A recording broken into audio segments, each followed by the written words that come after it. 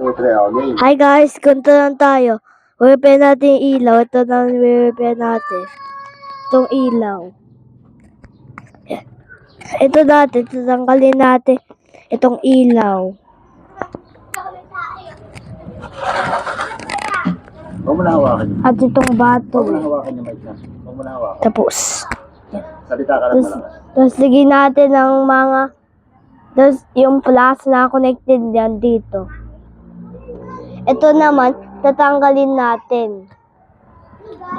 Lagyan natin nandito sa kabila para hindi natin makalimutan.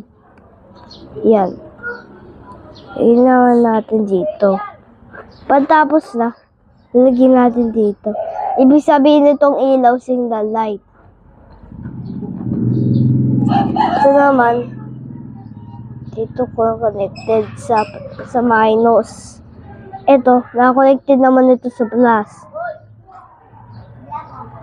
Ito naman, kulay white itong ilaw. Yan, tapos na itong video. Bye!